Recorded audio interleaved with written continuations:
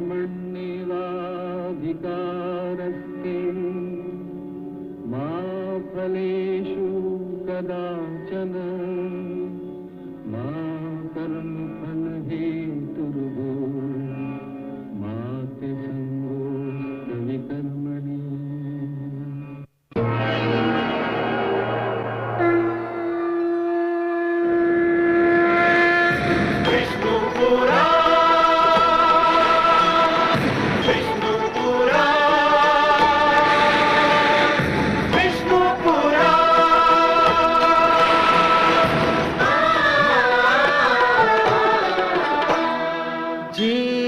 ज्ञान ब्रह्म ज्ञान अथ श्री विष्णु पुराण ओम की कथा महान जय श्री विष्णु पुराण विष्णु पुराण विष्णु पुराण विष्णु पुराण। मैं माँ हूं, धरती माँ। ऋषि श्रेष्ठ विश्वामित्र ने अयोध्या नरेश दशरथ से राम को मांगा तो दशरथ की आंखों तले अंधेरा छा गया। राम में तो उनके प्राण हैं, देह प्राण के बिना कैसे रह पाएगी। दशरथ पिता हैं, केवल पिता, मगर उन्हें यह ज्ञात नहीं कि राम केवल पुत्र नहीं है, वो तो जगत उद्धारक हैं। उनका तो इस धरती पर आगमन ही एक विशेष उद्देश्य से हुआ है और उस उद्देश्य की पूर्ति तक जो भी होगा उसे सबको सहना होगा। दशरथ को भी मैं जानती हूं। आज जो हो रहा है वो तो उस महान कथा का प्रारंभ है जिसे संसार सदैव दोहराता रहेगा। मुनिवर, मैं रघुवंशी हूं। मेरे द्वार से आज तक कोई रिक्त हाथ नहीं लौटा है। आप तो मेरे पूज्य हैं। कहिए आप मुझसे क्या चाहते हैं? मैं आपके लिए क्या कर सकता हूं? उन राक्षसों के वध के लिए मैं आपसे आपके पुत्र राम को मांगने आया हूं। मुझे राम दे दीजिए।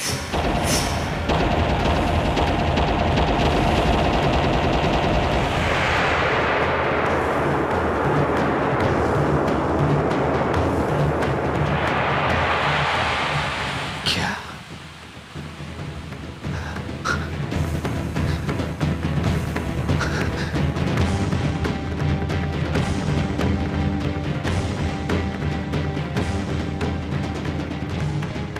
राम दे दो? क्या हुआ रघुकुल शिरोमणि महाराज दशरथ? आपको देखकर तो ऐसा लग रहा है जैसे मैंने सर्प से मणि, सूर्य से किरण या फिर मछली से जल में ना रहने का अधिकारी मांग लिया हो। आपने सत्य कहा मुनिवर। सर्प कदाचित मणि के बिना जीवित रह सकता है, मछली भी बिना जल के जीवित रह जाए, संभव है। किंतु दशरथ राम के बिना? राम के बिना? महाराज दशरथ, राम वीर है, क्षत्रिय है, रघुवंशी है, और आपने तो उसे किसी कृपण साहूकार का धन बना दिया है जिसके बिना कृपण मर जाए। राम धन है ऋषिवर। इस दशरथ का जीवन धन है। जैसे जीवन के चौथे पन में पुत्र धन प्राप्त हुआ हो, वो उसे किसी को कैसे सौंपते? कैसे सौंपते? आप भूल रहे हैं महाराज दशरथ कि आप वचनबद्ध हैं। आप ही ने कहा है कि आपके द्वार से कोई भी याचक खाली हाथ नहीं जाता। किंतु मुनिवर, तब मुझे ये कहा गया था कि आप मुझसे मेरे प्राण ही मांग लेंगे। अच्छा, तो अब एक नई परंपरा प्रारंभ होगी कि याचक सामर्थ्यवान व्यक्ति से पूछेगा कि उसके दान की क्षमता क्या है। आपके पूर्वज महाराज हरिश्चंद्र ने स्वप्न में दान मांगा हुआ अपना सारा राजपाट, आपकी ये अयोध्या मुझे प्रत्यक्ष में प्रदान कर दी। उन्होंने मुझसे ये नहीं कहा कि स्वप्न स्वप्न होता है। क्या आप उन महाराज हरिश्चंद्र के वंशज हैं? क्या आप उन महाराज रघु के वंशज हैं जिनके शत्रु ने उन्हें बड़ी चतुराई से रण क्षेत्र में निहत्था बुलाया और वो वीर बिना अपने प्राणों का भय किए चला आया? क्या आप रघुवंशी हैं जिनके लिए सारा विश्व कहता है कि रघुकुल रीति सदा चली आई, प्राण जाए पर वचन न जाए?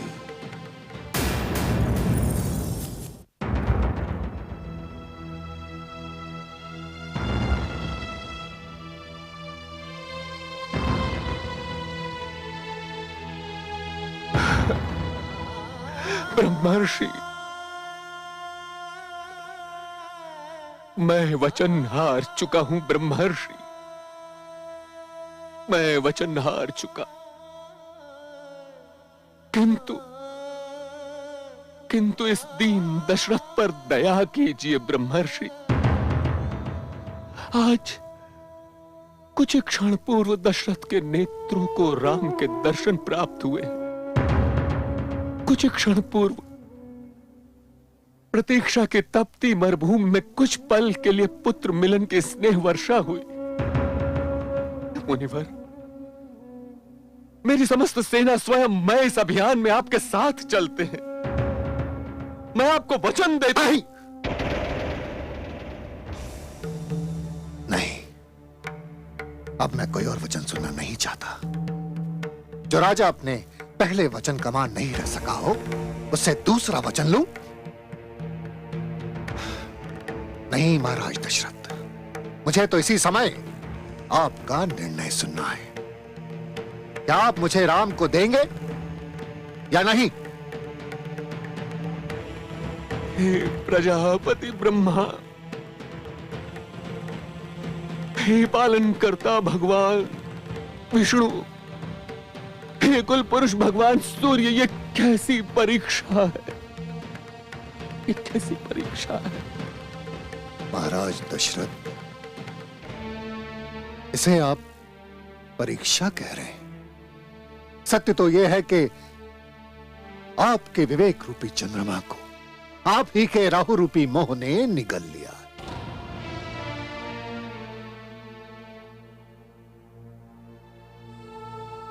आपने मुझे निराश किया है महाराज दशरथ। जिन राक्षसों के अंत के लिए आश्रम में यज्ञ के द्वारा मैं जो शस्त्रास्त्र बनाना चाहता था, कदाचित वो मेरे भाग्य में नहीं है, क्योंकि ताड़का सुबाहु और मारीच का वध वही कर सकता है जिसने बाल्यकाल में भी झूठ ना बोला हो, जो बड़ी भुजाओं वाला हो, जो गुरु माता पिता का आज्ञाकारी हो, जो क्षत्रिय हो। और ये सारे के सारे गुण राम में विराजमान है। किंतु आप पुत्र मोह में विवश हैं और मैं उन राक्षसों के आतंक से विवश हूं। चलता हूं अयोध्या नरेश। ठहरिए ब्रह्मर्षि। प्रणाम ब्रह्मर्षि वशिष्ठ। ब्रह्मर्षि, आपकी तो सदैव ही रघुवंश पर बड़ी कृपा दृष्टि रही है और आज आप ही रुष्ट होकर जा रहे हैं। कुलगुरु दशरथ की रक्षा कीजिए, रक्षा कीजिए दशरथ के कुलगुरु। ब्रह्मर्षि विश्वामित्र, क्या सचमुच याचना की कोई मर्यादा नहीं होती? क्यों नहीं होती ऋषिकुल श्रेष्ठ? क्या आपको ऐसा प्रतीत होता है ब्रह्मर्षि कि कोई भी सर्प अपनी मणि को सरलता से दान में दे देगा? और क्या आप ऐसा मान बैठे हैं कि आपके एक बार कहने पर ही कोई मछली जल को त्याग कर मृत्यु को स्वीकार कर लेगी? हे महान विश्वामित्र, क्या आज तक किसी याचक ने किसी दाता से उसके श्वास दान में मांगे हैं? नहीं ब्रह्मर्षि, याचक याचक होता है, हत्यारा नहीं होता। किंतु आप तो मेरी वशता समझते हैं। वर्षों से मैं इन राक्षसों के प्रकोप से, इनके आतंक से भागता फिर रहा हूं। विश्व कल्याण के लिए, मानवता के कल्याण के लिए जो कुछ करना चाहता हूं, वो बिना श्री राम की सहायता के नहीं कर पाऊंगा। राम मेरी विवशता है। मेरी समस्या का समाधान केवल वही है। ब्रह्मर्षि, वही श्री राम महाराज दशरथ की भी विवशता है, और संयोगवश आपका आगमन ऐसे अवसर पर हुआ है कि जिसने महाराज दशरथ को उलझन के जाल में फंसा दिया है। आपने महाराज दशरथ से राम नहीं, पिता दशरथ से उसके प्राण मांग लिए हैं। अन्यथा रघुवंश कभी अपनी परंपरा के निर्वाह से चूका है? कुलगुरु, ब्रह्मर्षि से मैं भी तो यही निवेदन कर रहा था।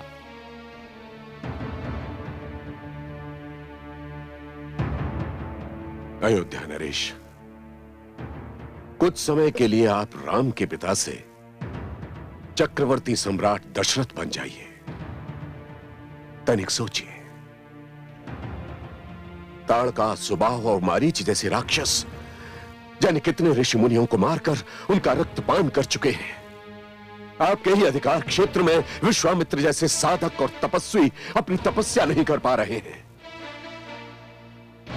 उनकी समस्या का समाधान केवल राम है, क्योंकि राम ही उन राक्षसों का वध कर सकते हैं। कुलगुरु तनिक विचार तो कीजिए। कहां वो भयानक राक्षस और कहां ये कोमल राजकुमार? नहीं महाराज दशरथ, अपने पुत्र राम को कोमल कहकर उसकी क्षमता और अपने कुलगुरु वशिष्ठ के कर्तव्य को मत नकारिए। अभी तक राम आश्रम का कठोर जीवन जीने वाले राम हैं। राजभवन तो वे अभी पहुंचे हैं, और आप मात्र अपने पुत्र के विषय में न सोचें। सोचिए, जब आप मेरे आश्रम से आए थे तो आते ही आपके पिता महाराज अज ने आपको देवासुर संग्राम के लिए भेज दिया था। आपने अकेले ही पूरी असुर सेना को अपने रथ द्वारा 10 दिशाओं में खदेड़ दिया था और दशरथ कहलाए थे। ऐसा प्रतीत होता है महाराज दशरथ कि मेरी शिक्षा के उपरांत भी आपको आशंका है कि राम उन असुरों का वध नहीं कर पाएंगे। जो अवसर आपके पिता ने आपको दिया था, क्या वही अवसर आप अपने ज्येष्ठ पुत्र राम को नहीं देना चाहेंगे? वो राम जो भविष्य में आपकी प्रजा का रक्षक बनेगा। गुरुदेव ने सत्य कहा पिताश्री। पिताश्री, मुझे अपने भाग्य पर गर्व करने दीजिए पिताश्री, कि गुरुकुल से लौटते ही मुझे स्वयं को एक क्षत्रिय, एक रघुवंशी एवं आपका पुत्र प्रमाणित करने का सौभाग्य प्राप्त हो रहा है। ब्रह्मर्षि,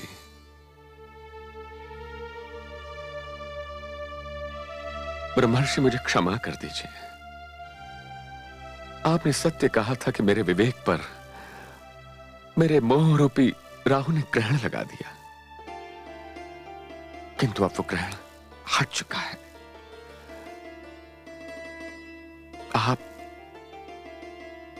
आप मेरे इस पुत्र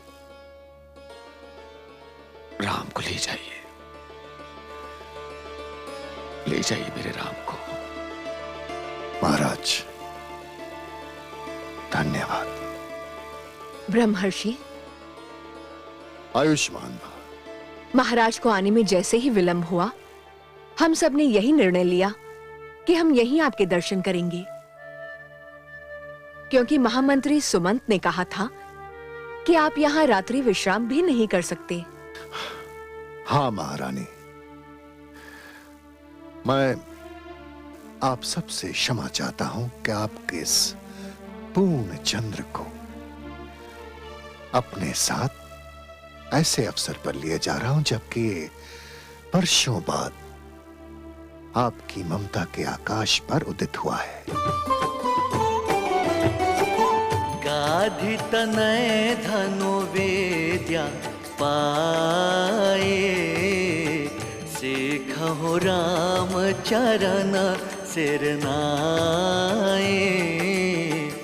धन्य करहु मोहि मुनिवर ज्ञानी, एवमस्तु बोले मुनि मानी। एवमस्तु बोले मुनि मानी।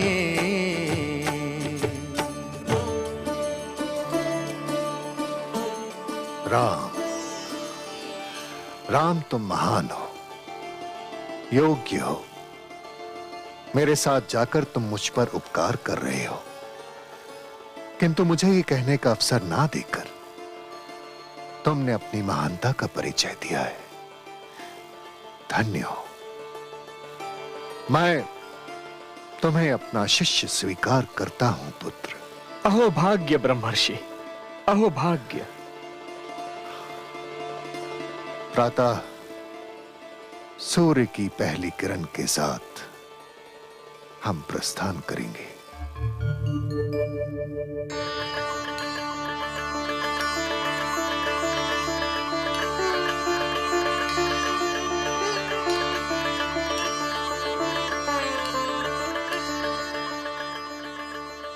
कौन?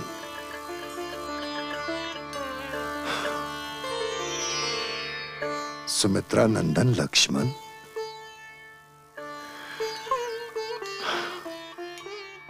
तुम्हें सारी सिद्धियां प्राप्त हों वत्स।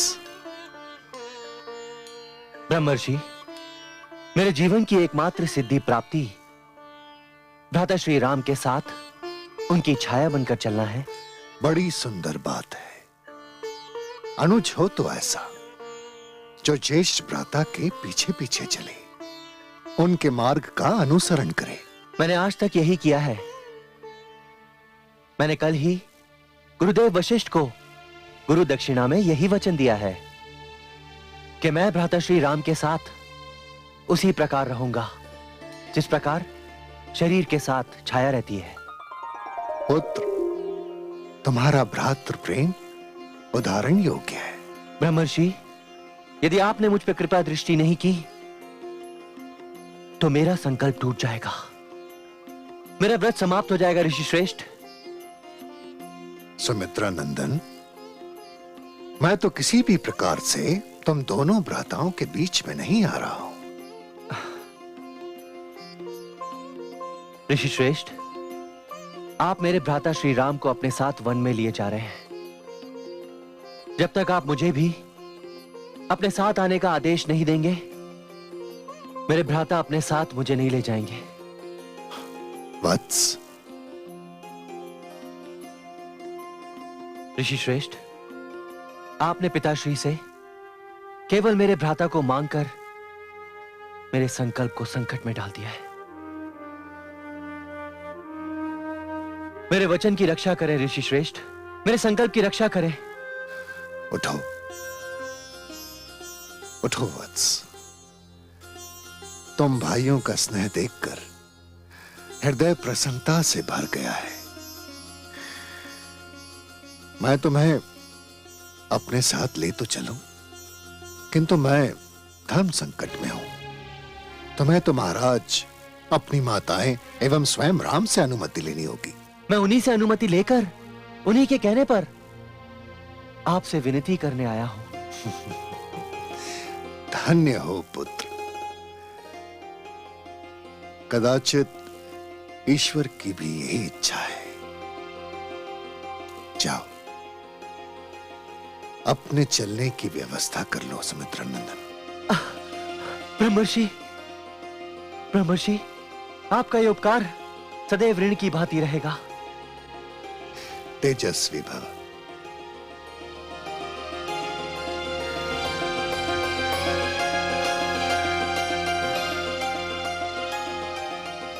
समझ गया, आदि प्रजापति ब्रह्मा, आपका संकेत समझ गया। लगता है राम और लक्ष्मण के हाथों ही उन राक्षसों का संहार होगा।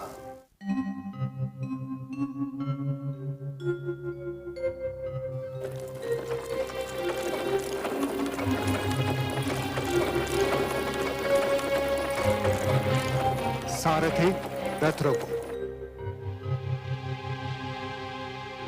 हे राम, ये वन देख रहे हो? ये वन जो कभी ऋषियों का मनपसंद स्थान और मानव संस्कृति के उत्कर्ष का सबसे बड़ा गढ़ था, आज एक ऐसे स्थान में परिवर्तित हो चुका है जहां असभ्यता और दानवता की सीमा प्रारंभ होती है। यहां नित्य दिन मानवता दम तोड़ती है। यही वो निर्दयी राक्षसी ताड़का रहती है जो शांति प्रिय ऋषियों को आतंकित करती है। हे राम, वो नरभक्षिणी ऋषियों को मारकर उनका हाड़ मांस भोजन के रूप में उपयोग करती है। उस मायाविनी राक्षसी का अंत नितांत आवश्यक है राम। आपकी आज्ञा सिर माथे पर। किंतु हे ऋषिवर, ताड़का राक्षसी होने के साथ ही एक स्त्री भी है और मुझे एक स्त्री के विरुद्ध शस्त्र उठाते संकोच हो रहा है। मुझे यह सिखाया गया है कि स्त्री अवध्य है, स्त्री का वध अनुचित है। धन्य हो पुत्र, मुझे तुम्हारे मुख से ऐसे ही बोल सुनने की आशा थी। मुझे विश्वास था कि तुम ऐसा ही कहोगे। शिष्य, स्त्री वो है जो ममता, करुणा और दया की मूर्ति है। यही स्त्री की परिभाषा है। किंतु ताड़का स्त्री के नाम पर एक कलंक है। वो निर्मम है, क्रूर है, नरभक्षिणी है। उसे स्त्री कहना स्त्रीत्व का अपमान करना होगा पुत्र। वो नित्य दिन ऋषियों का वध करती है, मानव विकास में बाधक है। उसका अंत मानव रक्षा की ओर पहला पग सिद्ध होगा। गूंज रही है गर्जना, शांति हो गए भंग। त्राहिमाम की ध्वनि सुनी, भड़के प्रभु के अंग। असुरों के संहार की मन में ली जब ठान, संकट में पड़ जाएंगे अब दुष्टों के प्राण, अब दुष्टों के प्राण। जीव ज्ञान ब्रह्म ज्ञान अथ श्री विष्णु पुराण। ओम की कथा महान, जय श्री विष्णु